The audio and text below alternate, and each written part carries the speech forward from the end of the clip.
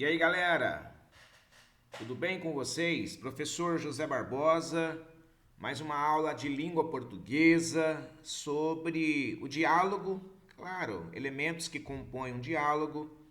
Falar um pouquinho também aí sobre o discurso direto e indireto. Muito bem.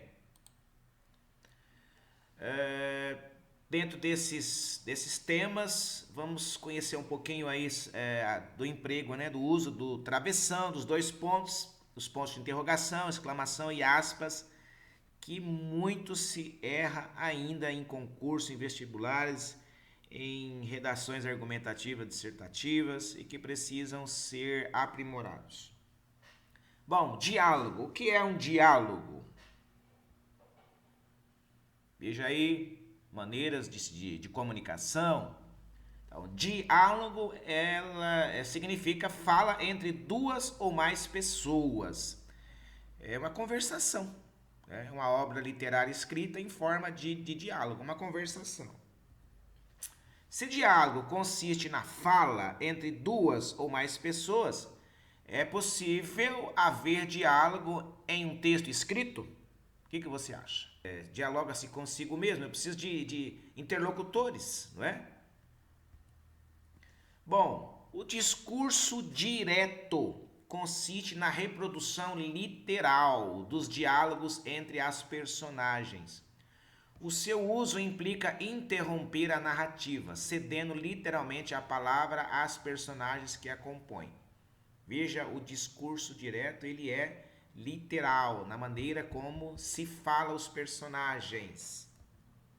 Exemplo: uma mãe muito preocupada perguntou ao filho: está se alimentando bem? Você está tão magro. O filho respondeu: não, mamãe.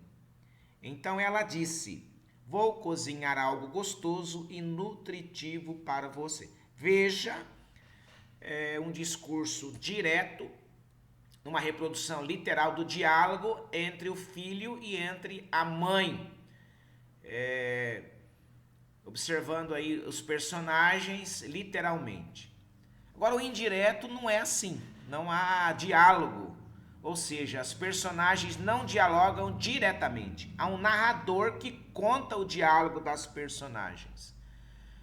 Uma mãe, muito preocupada, perguntou ao filho se ele estava se alimentando bem, pois estava tão magro. O filho respondeu que não. Ela então disse que cozinharia algo gostoso e nutritivo para ele. Percebem? No discurso indireto não há diálogos entre personagens.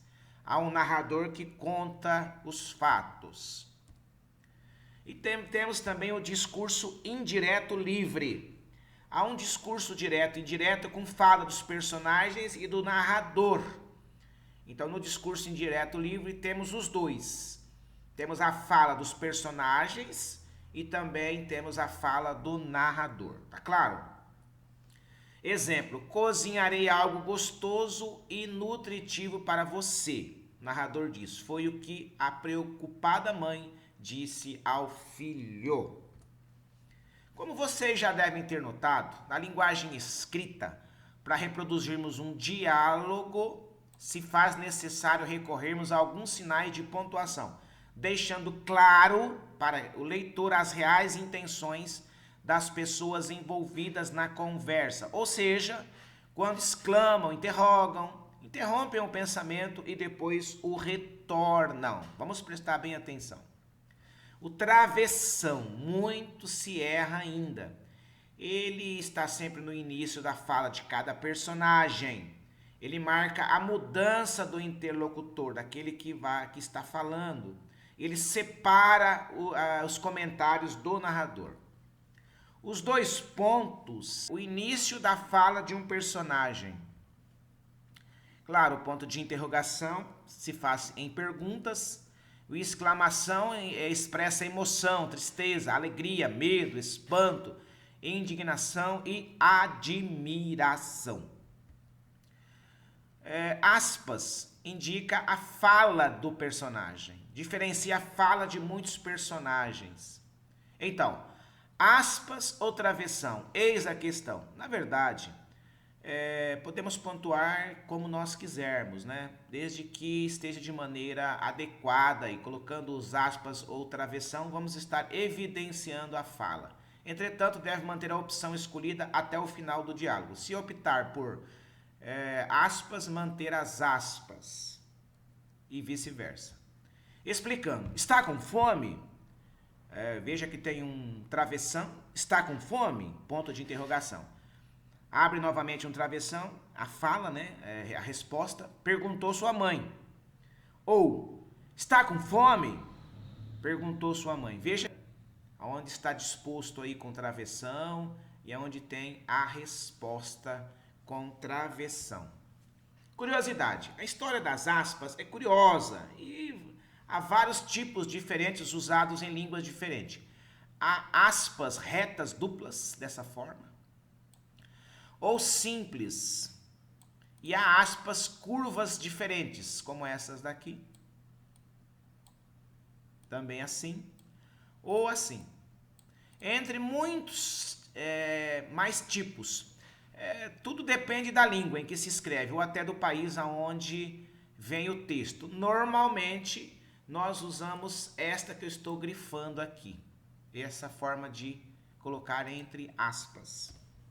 Importante, se as aspas seguem uma afirmação, devem ser precedidas de uma vírgula. Aspas que terminam uma frase devem conter o ponto final, ou ponto de exclamação ou de interrogação. Veja o exemplo. Disse sua mãe. Olha aqui a vírgula. Abriu aspas. Amo meu filho intensamente. Ponto final. Fecho aspas. Tá claro? A atividade, galera. Vamos lá. Leiam e pontuam corretamente o texto. Vocês vão copiar com bastante calma no caderno esse texto, bem simples, e vocês vão pontuar aí. Estão faltando todas as pontuações.